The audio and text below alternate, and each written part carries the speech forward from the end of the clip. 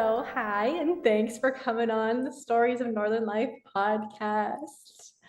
I'm chatting with Tova, and you are the head of marketing and communications, if I have that right, for Fringe Fest. And she is a large part of what puts together Fringe and coordinates all the Fringe Festival events and so much more. So, first, I want to talk about what is Fringe for those that do not know. Sure. I'm great to be here this morning. Thanks for having me. I'm so excited to be here and talk about Fringe because I think it's a really a huge movement in the rest of the world, and we're kind of growing here in Sault Ste. Marie. So it's super exciting to invite folks in Northern Ontario to understand a little bit more about it. So Fringe festivals started in Edinburgh, Scotland in the early 1940s, and were a response by a group of performing artists, of theater artists, against an international arts festival that was being presented, and they felt really left out. They felt like, how's a way I can share this as an example? Okay, so it would be like if Broadway hosted a theater festival and only the Broadway caliber artists were invited. And so then the other artists, the artists on the fringes, if you will, who were doing things that were maybe non-traditional theater, maybe something a little bit atypical from what you would normally see, maybe something exploratory or challenging in its content, those sorts of things. And so this group of artists said, well, there's no reason why we shouldn't be at this festival too. We're going to just have our own. So while this high-end festival was happening, they ran their own little parallel festival, and it happened in, the room above a bar and in a storefront and in places like that. And the response was astounding. And so it started to grow as a movement. And before too long, you started to see Fringe festivals pop up around the rest of the world. We saw some pop up in the UK, we saw them pop up in Australia, across Europe, and finally here in Canada with Edinburgh Fringe joining the global Fringe movements, and then a whole bunch of others joining in direct, response to that. Here in Ontario, the first one was Toronto Fringe, and it's kind of the biggest Ontario festival that we have. But there are currently, I think, about 350 Fringe festivals that happen annually worldwide. It's a massive movement. There's like millions of people who go to these festivals as audience. It supports hundreds of thousands of artists. And if I was going to kind of encapsulate Fringe in a couple of sentences, what I would say is that it's festivals created by artists for artists, with the mandate to support artists. 100% of box office take goes back to the artists who perform, 100%, and that's at every festival. And that you should always expect the unexpected, because this is emerging artists. These are artists who are doing something a little different from what they normally do, or who are, bringing something new to the fore. Lots of multidisciplinary work, lots of creative collaboration, and lots of shows that you wouldn't see somewhere like a Broadway. It makes it really exciting. Definitely. And when did it start in the Soo? When did that movement take place? We incorporated in 2016 after months of chitter chatter, and I was one of the co-founders of a very small but dedicated team who wanted to push this forward. And we had our first festival in 2017. We ran 3 consecutive festivals and then had to pivot a little bit, as many arts and other organizations did, in response to COVID, and then came back as a digital festival in 2021. And then 2022 saw us back as a hybrid model. So we've had real success with that digital piece. And so now we'll do digital and live, and make sure that that's always part of how we meet accessibility mandates. Yeah, that's awesome. So how does your role kind of evolve throughout the years working with Fringe? So what folks don't get to see when I just deliver my title is the multiple hats that I wear, because we have been a small team, and we are a small team. All of us wear more than one hat. So at the moment, my official title for this past 2023 festival was the head of marketing and community engagement. I'm also the president of the board, and I tend to, behind the scenes, do a little bit of everything. So I work a little bit as a producer. I do a lot of that community engagement piece, but I also support our treasurer in that piece of things. and, really just wherever's needed. I'm often on the social media stuff. I'm doing whatever community appearances that we need to do. And one of my favorite things is just getting out and talking to folks and connecting with artists and making sure that people hear about and try to get a sense of what we're doing here, so that they consider coming to Fringe as a presenter. Definitely. So would you consider yourself an artist? For sure, although the creative piece of that for me is shelved. I've been doing this facilitation piece for about 10 years. And before that, and in my early years of becoming an artist, like I've worked in the theater since I was just a kid, got my start here in the Sioux doing lots of community theater stuff, went to school at Laurentian and got a Bachelor of Fine Arts in theater and music, always around performance for me, but really trying to learn both sides of it.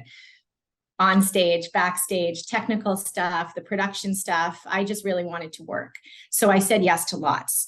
And, moving down to Southern Ontario for a while, I got a chance to work with Toronto Fringe and work with some other really big arts organizations, and started to understand the connection piece for me. I wasn't going to go out there and make a bunch of money as an artist. Quite frankly, I don't have the drive. I just want to do it because I love it. But that grind wasn't for me. So I got into big events, and I got into catering, and I got into what I now understand to be events and public relations, and was able to learn how to be an arts presenter, arts organizer, and bring in some of those other skills that I was learning. And so now I really work more in that facilitation side of things, creating and presenting arts-based events and helping to connect folks through that communication piece, all centered around growing the arts in Northern Ontario. Definitely. So what do you see the biggest impact from Fringe for the community of the North specifically? Great question. That's a great question. I was just talking about this with my team, because some of the feedback we got this year and that we've been getting from artists is how necessary and important it is to have a space like a Fringe Festival, somewhere that is committed to not to paying artists, but also committed to offering them a professional grade experience where they can walk into somewhere and they have a performance venue, and they have promotional support, and they have technical resources, and they have mentorship if they need it, and all those other pieces, so that they can really just focus on their work. And I think that folks often don't think about, especially community level arts or emerging arts, as professional. And we definitely don't think about the arts that way in Northern Ontario.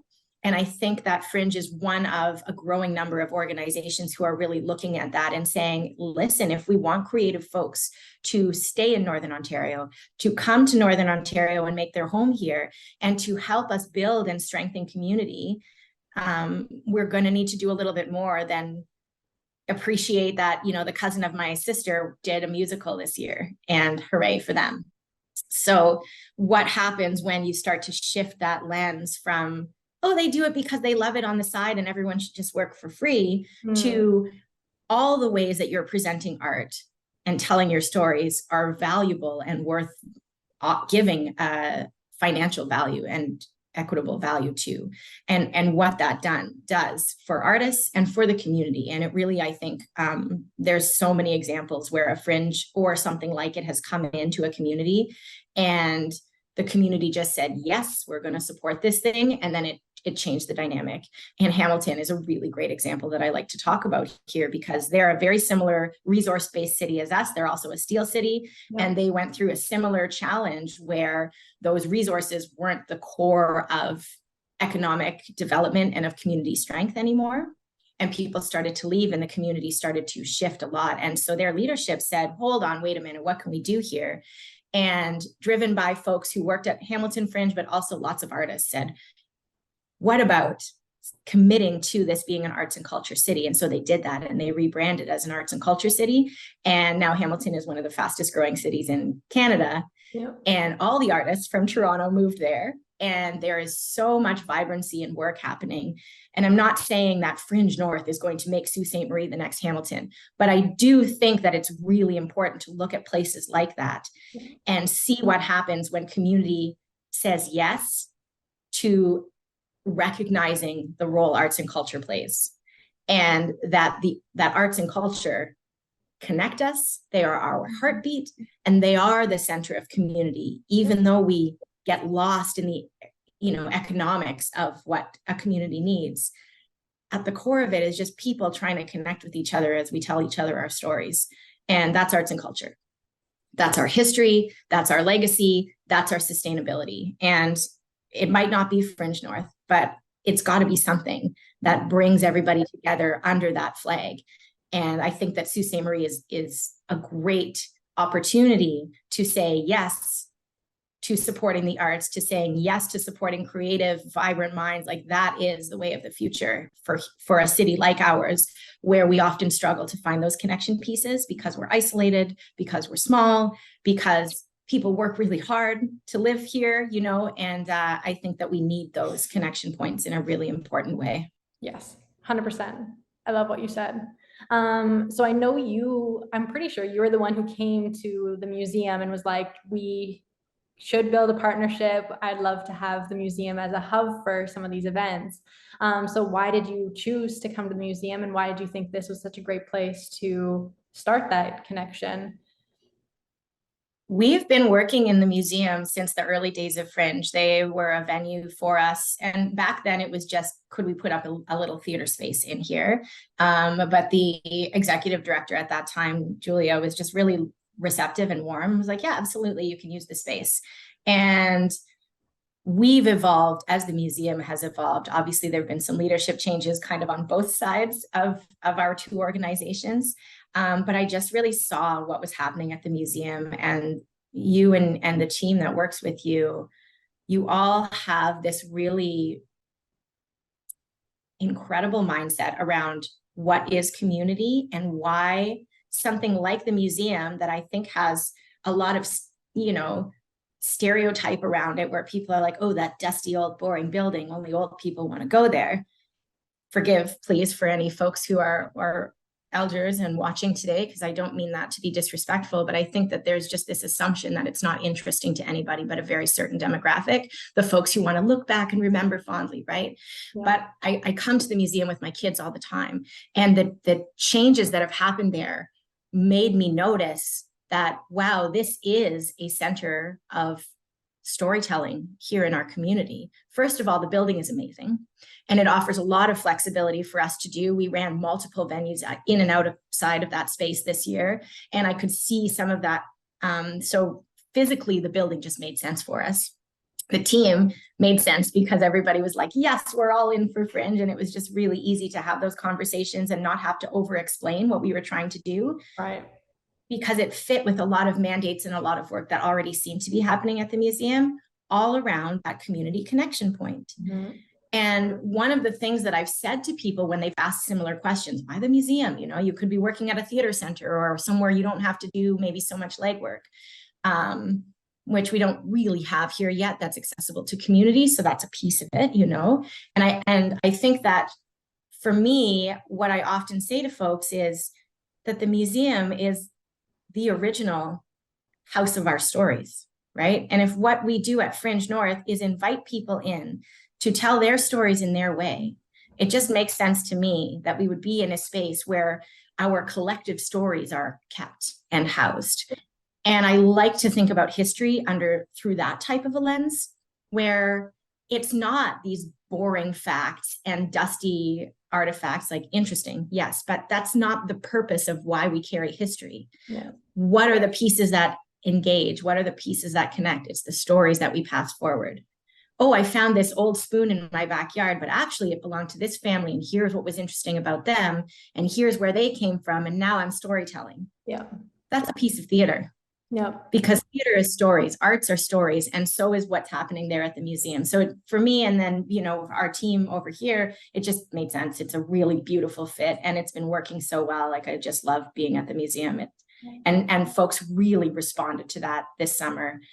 People coming in maybe for the first time, maybe coming to the museum after not being there for a long time. And over and over and over again, I heard people say, wow, I could never have imagined that this could happen in a space like this. Now I want to come and do something here too. Yeah. So like, big check mark, that's a win for me. If that's what happens for us out of this partnership, yeah, that's great.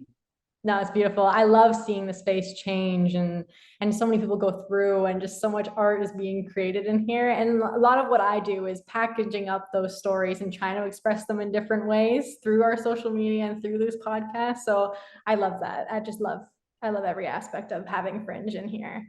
So I also talked to Will, the executive director at the museum, while we were doing Fringe Fest. So I'm going to add a little clip of him talking about the partnership as well in here right after that conversation. Okay. So I am here with Will, the executive director and chief curator at the Sioux Museum on the last night of Fringe Festival 2023. So I want to know, when did our connection to Fringe North start and how has it evolved over the years? Yeah, so Fringe actually reached out to the museum before I was executive director and curator. It was Julia Pishkevich, who kind of initially created the connection with Tova, and it was just really something that I thought we needed to keep going forward, keep moving forward with, grow, expand. There's so much arts and culture in Sault Ste. Marie that this kind of festival is what we should be seeing every year, and it's just a perfect space for us here at the museum to have these people, have the arts, have the culture, as we are the community museum and the cultural hub of the city. Definitely. That's what makes the museum such a great space for this kind of event. That's awesome. What shows? I know you're super busy when it comes to these kinds of events. You don't always get to enjoy it, but has there been any shows that you've seen? And yeah, what were they like? Did you enjoy them? Over the years, I've definitely seen quite a few shows, mostly the digital stuff, because I usually end up being out front under the digital tent, or I guess out back, sorry, but at the box office. This year I did get to see one, The Inevitable Frankie Green, and it was really, really fantastic. It was kind of about the opioid crisis and addictions and mental health and dealing with trauma and trying to break out of that struggle. So it was kind of a really resonating piece with times that are current, I guess you could say. Awesome. Well, thank you. I love that. I just got the privilege of just being around the scenes of the whole event through the museum perspective. And I have to compliment you on just how much poise and calm you have while you're running this event, because it's very intricate and you just have so much calm and poise about you. So I have to compliment you on that. But I also want to appreciate that. Thank you. How many staff and volunteers do you have working for Fringe Festival? And like, who are these people and what roles do they cover and help out with? Sure. So I think really the most important person I need to talk about right now in our current team is Caitlin Townsend, who's a young woman who came in on an employment subsidy kind of in the awkward COVID years. And was kind of rode through our leadership transition. I had left Fringe for a couple of years, the 2019 and 2020 years. And then by 2021, the board had asked if I would come back and help adapt and refresh the vision. And at that point, I got to meet Caitlin and just saw this drive and passion and a person who understood that stories are community and that in its essence is the arts. And so I invited her to kind of jump in with me and rebuild this thing, continue to build this thing. Okay. And so she was all in. So she's been acting as our artistic producer for the last couple of years, and I could not do this without her. I think she often doesn't get the recognition that she deserves because she works primarily remotely, but I could not. If I ever wished that I could clone myself and have another person, she did that for me and then brought all of these wonderful skills and experiences and knowledge that I didn't hold. And it's just been beautiful. The last two festivals have been successful due in no small part to her hard work. So we have a really amazing board as well who've been with me. There are 7 of us on the board, and we have folks from everybody kind of is from Northern Ontario, from the area, but now living in other places as well. So we got folks who are here, and then we get some folks who are living Sudbury, Toronto, and out west. So they bring lots of different layers of experience, lots of different connection to other fringes. And it's really nice to have that kind of diversity on the board and diversity of thought and experience. And they've just been all in with me as well. And really, again, it's a team. We feel like a little family, and I trust these folks a lot, and I just feel them working so hard to lift me up in what we're doing and to lift Fringe up. And I just really like, they're a pretty amazing group of folks. And then we always bring in a seasonal team. The other year-round staffer we had was Garrett Ryan. He has been our artistic relations coordinator for the past couple of years. Also a Fringe artist. He came to Fringe with his production company Bird on Stage in, I want to say 2018, and has kind of like grown as an artist through our Fringe relationships. So they've submitted something every year. We've had a festival since 2018, and we're finally able to come up live this year. And so Garrett also was here working, and it is lovely to see him. I mean it when I say Fringes are by artists for artists, because here's a great example of someone who came as an artist, who saw what we were doing, who just wanted to be part of that conversation. And now he's the person who connects with all of the artists that we're bringing in and makes sure that we know what they need, that they are, attentive to deadlines, that they're held in the way that they need to through this journey, and does an incredible job.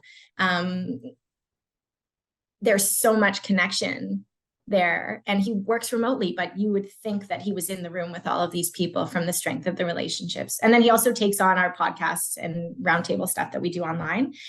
So we get to see and hear a lot of interesting things because of the work that Garrett does. So it's really exciting. And we always bring in a summer team, thanks to Canada Summer Jobs. They've really supported us right away since the beginning. So this year we had nine summer staff, is that right? Who came with us to the end of July. And then I think 5 of those 9, and I might not be saying the numbers right, but about half, 3/4 of them came forward to festival. And then we were really lucky through a partnership through Sioux College, we're able to bring on a team of young folks for the month of August as well. So we had some high school and early college age kids youth working with us. And then we had this kind of more university age team, and they were really the ones, lots of them they're all from Sault Ste. Marie originally, but now, out going to school and doing different things. And I love when they bring their ideas and creativity in every summer, because my university days are gone, and I know that things have evolved so much since then. And for them to be able to bring that new excitement and immediate knowledge, it really helps. And then we are able to create each festival every year. So that was really fun. So I think, we've got those 9 plus 7 on the board, plus me and Caitlin and Garrett, plus there's a whole bunch of us. Like we had 7 of the youth come on. There's a ton of volunteers that join us every year. It takes a lot. It takes a lot of people. And I've done it with a very small team. Our early festival years, there was like 4 of us. Wow. But now we have support and resources, and I'm just here to bring as many people into it as possible. And if it means I can create one more job for someone to just turn a light switch on and off, then I do that, So we had a full technical team on board this year with 4 of them on board. All kinds of folks joining in, and many of them artists or arts creators or interested in that. I don't think there was anybody on the team who just picked it up because it was a job for them. Right. Every single person who came in, even our volunteers who weren't quite, they're like, I just need community hours for my high school thing. Mm-hmm. By the end of it, we're like, wow, I didn't know that I was an artist too. And here's how I create. And I just watch these layers unfold for them. And that happens every summer. And it really happened this summer as we kind of had a really dynamic team come on board, and I think gelled in a way that we haven't seen yet. So that was a pretty amazing thing to see. And then I had all of them, even the youth who were on, for 60 hours with us, even some of our volunteers who didn't quite know what was happening yet. By the end of it, I would hear them connecting with each other, with the other artists, saying, hey, I also am an artist. Here's what I do. Here's how I create, and understanding pieces of themselves in a different way. So that was really exciting. Kind of secondary, a secondary thing that happened, this really amazing goal that I didn't know was a goal until it was happening, and I love to see that. And that energy just extended throughout the audiences, throughout the artists. And it's what I remember from Toronto Fringe on obviously a much bigger scale, but that integration and connection, Fringes really are a family. Mm-hmm. And for folks who come out to them, it's immediately community.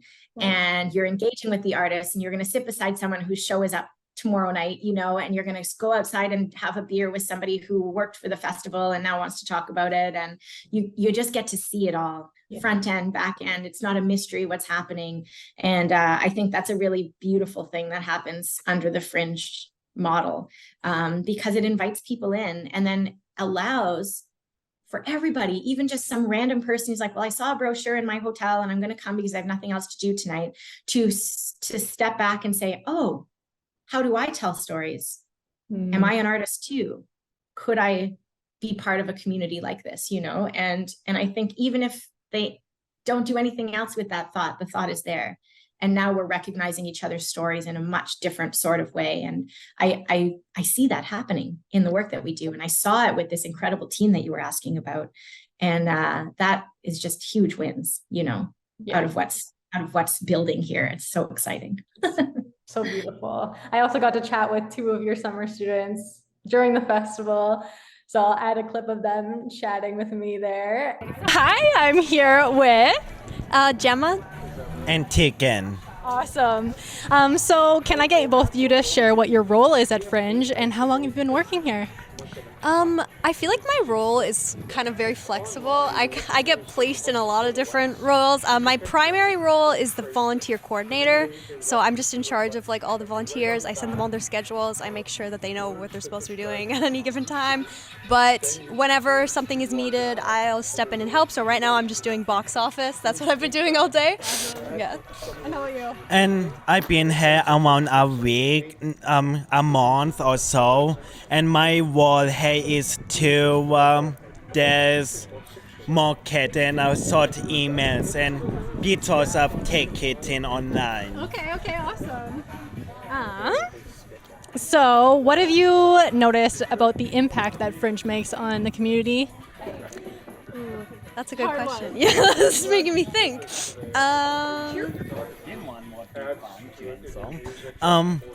So I noticed that it can help artists around music, drama, acting to come along and just be part of something new.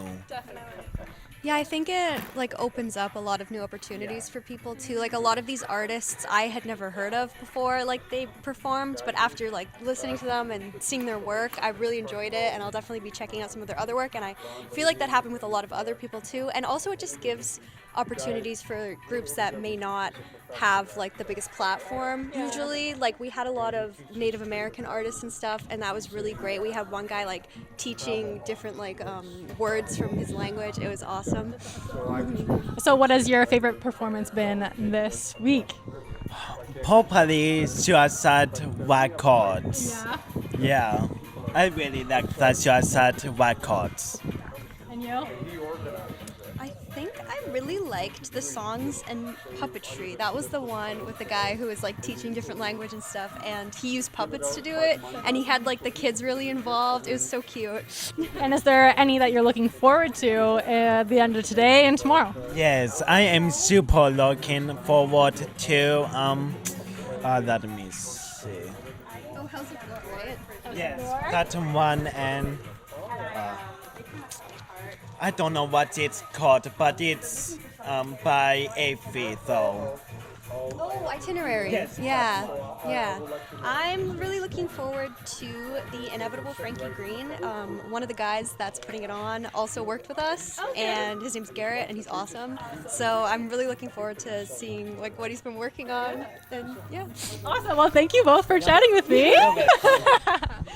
Perfect. And also I chatted with a few people that just like, I've noticed they came to quite a few events. So I pulled them over to the side, asked them a few questions. So we'll add that in there too. So hi, I am here with Layla. Anima. Awesome. So you've been to a few performances this week. How many approximately have you been to? It was 1, 2, 3, 4. I guess this one is the 4th one that we participate in that, and we are really glad this year because the previous year we missed Fringe almost, but this year I promised myself to be there at least for 4 or 5 shows. That's awesome. That's awesome. So which performance are you coming down here right now to come see? So here I think there's an art a friend of us works here.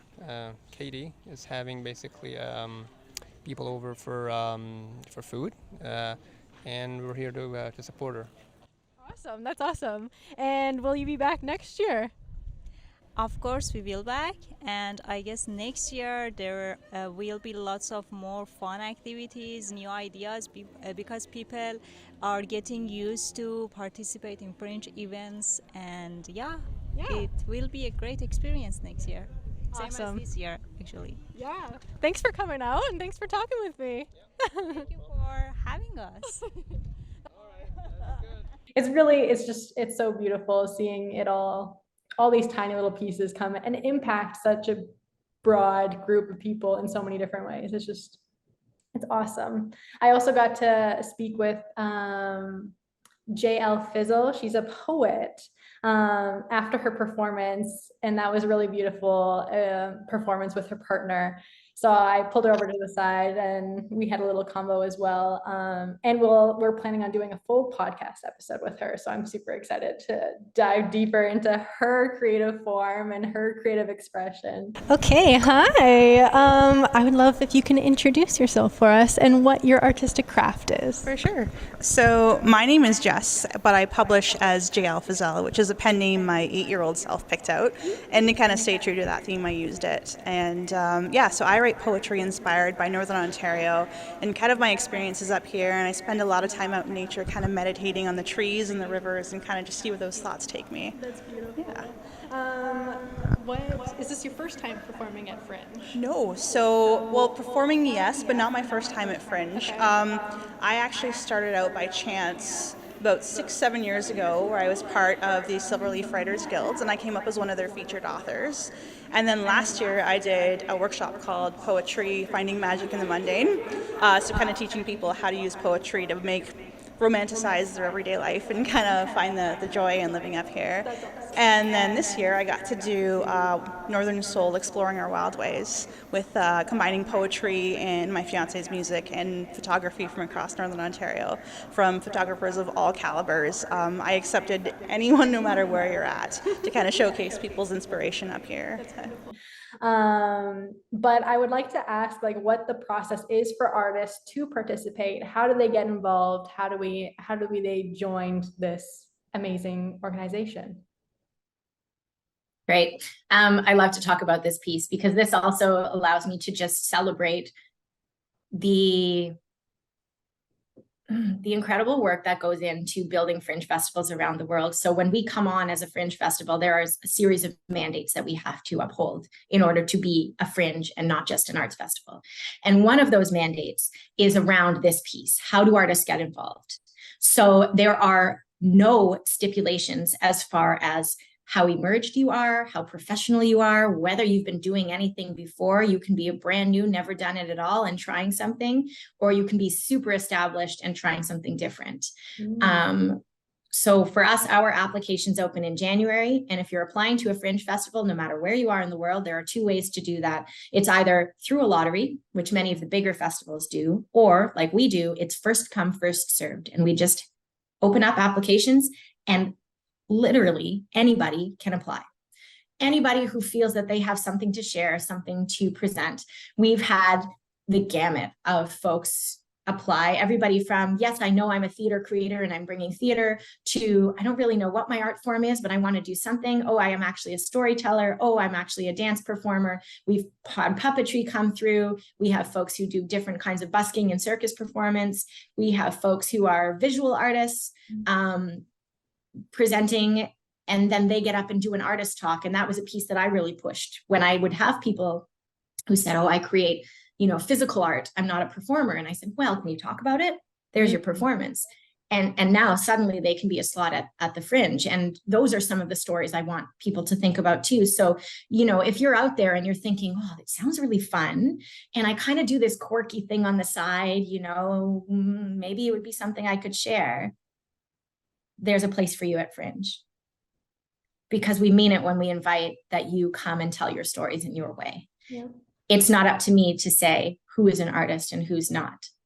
And I really like to challenge and provoke the concepts that we collectively put around understanding who an artist is, who a creator is, who a storyteller is, because you can do that in so many different ways. And I think that the shifts that happened through COVID as people started to explore digital and multidisciplinary collaboration in a different sort of way are really blowing the doors off of these historic boxes that were like, oh, what type of art do you do? What discipline of art?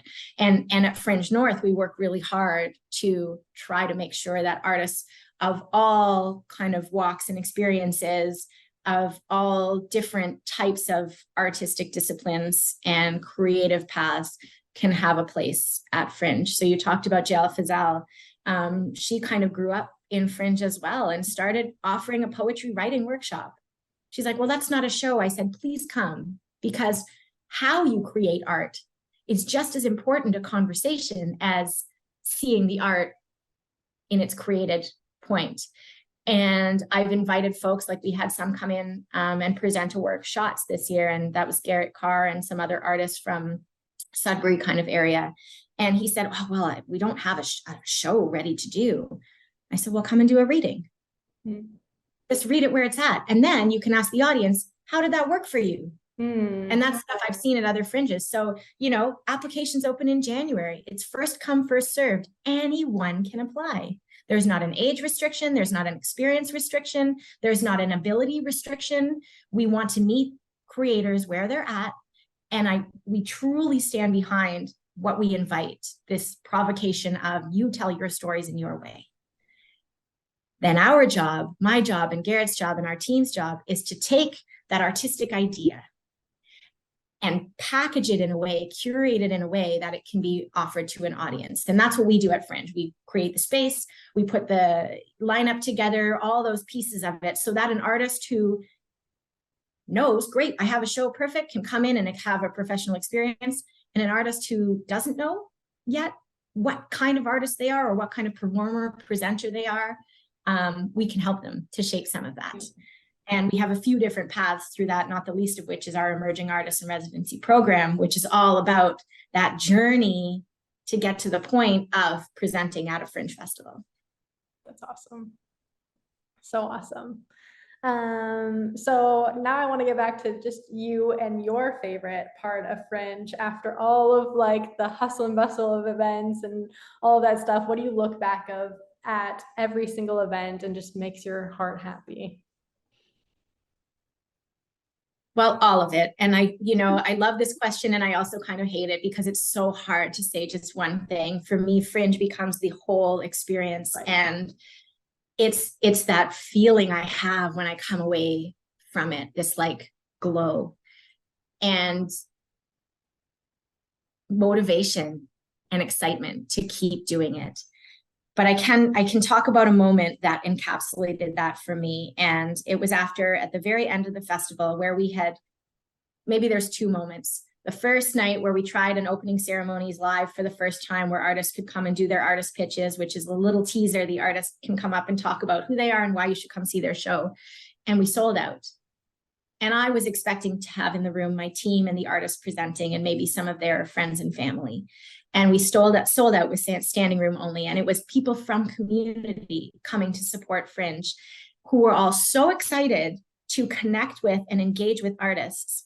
And they all stuck around for hours through the whole program, through late into the evening, even when our evening show was kind of a weird delay happened with ending early on one thing and starting what felt late, even though it would have been on time if we hadn't ended early, and there was just stuff going on and people hung out and talked to each other and picked up the program and looked at it. And for the first time, I could really see the energy of how a Fringe should work, where people come and they stay and they Fringe all day and they take in all the shows and they see everything, even the things that they weren't sure they wanted to see. And I saw it on a kind of a micro experience on that Wednesday night. So that right away made me start to be ready for this and be excited. And then fast forward to the very end of the festival, our last show on the Sunday night, which also we learned ticketing this year to do it ourselves for the first time. And most of it went well, but we oversold on the Sunday night. So sorry, folks who had to stand, I appreciate you. We were standing room only for that show also. And it was packed. and the artist did their amazing piece. And then they offered an artist Q&A at the end of it. Every single person stayed in the room. They did not want to leave. And then as they were leaving, there was another really beautiful event that had been happening outside all around food and fellowship. And those folks had just stuck around and stayed and brought their dessert over to our digital screen and watched somebody else's piece and were connecting with artists. And then out came this crowd from the show that had been happening inside. And they stood in the back parking lot for an hour and a half. And we were done at that point. There was no more programming, although I did put some digital stuff up. And they mingled with the audience from the other show that had been happening outside, and they mingled with the artists who were all around. And my team kind of panicked at me and they said, oh no, we don't have any programming. We should have planned stuff so that people had something to do, because look at all these people. And I said, this here is what should be happening right now, because all of those folks came out and chatted with each other about what they had just experienced, and took the program and looked at all the things that they had missed, and talked about the shows that they had taken in and the artists that they had met. And this amazing energy was happening outside. And that's how I know what happened worked, because people didn't want to leave. And when you have your entire audience standing outside, wanting to just continue to engage with each other about what resonated for them in the piece that they just saw, that is Fringe. That is the community heartbeat of the arts. And that I saw it there, and I saw it at the shows where people would come in and then happen to sit beside an artist who had another show happening, and we're like, oh, okay, I'll come take a chance on that. And then their minds were blown. And audiences coming to me and saying, I never expected to see this caliber of work, this quality of work, even from artists who were like, this is their very first experience, even from artists who had never done anything outside of their own basement, or, putting stuff up for their family in the backyard, even for artists who were re-emerging or rediscovering themselves as artists post-COVID, and audiences were blown away. Yeah. I don't know how to capture this feeling. But it's resonance and it's buoyancy and it's connection. And that is what the arts should do. Yeah. This is why I want Fringe to be something that supports artists in Sault Ste. Marie, in Northern Ontario. I think that when people let themselves immerse into the arts, it might not be something you do all the time. You might go to the Greyhound games and find community that way, and not ever think about going to see a play or an art exhibit or even music at a pub somewhere. Mm-hmm. But when people take away the barrier that we put up for ourselves, which is like, oh, I feel uncomfortable, it's not something I normally do, I'm not even interested in that. When they remove that for whatever got them there, and then allow that immersion to happen, really beautiful things happen. And suddenly people are discovering community and discovering creativity in themselves through those connections that they never knew they had. Yeah. So impactful. I love it. I love it. I love it all. Last question. It's probably a hard one, but since you are always around artists, you're an artist yourself, what advice would you give to young artists living in the North? Like just one thing that you love to tell people. Okay, can I answer this in two parts? Yep, of course. The very first and most important thing is that your work is valuable and worth being valued. You deserve to be paid. You deserve recognition. You deserve a space to create. And don't ever stop feeling like your work is valuable, even in the times where it plateaus and you feel stagnant, even in those times, the lulls where your creativity needs to reform itself, even in those times where maybe you are working for free at a community level. Find the ways to pay yourself because you are worth it and your work is worth it. And just because you are here in Northern Ontario, it doesn't mean you are any less of an artist than anybody working on any other platform. And it doesn't mean that you don't deserve to work and create and live in a community that supports you, because you do. And if I have advice, maybe I'll just share what kind of made me know I could do this. And this came from two really important mentors of mine, Loretta Durat and Wendy Hamilton. And okay, three because Susan Barber, but all three of them, Wendy and Loretta, gave me my first job in theater, running a summer camp, an OHFC grant, paying me to do theater. All three of them taught me that the arts are a profession and that people who work in the arts deserve to be paid, can have a career, and to just keep going and keep trying and to just do it and not be afraid of what parents say or friends say or community says. It's worthy, valuable, necessary work. And if you feel that you have stories to tell, if you feel creativity in you, you might not understand what it is yet, go for it and just do it. And find those pieces of community, find those mentors, those partners, those connection points for you. Find those places where you don't feel alone in your art, but don't give up. Yeah. Because it's meaningful, meaningful work.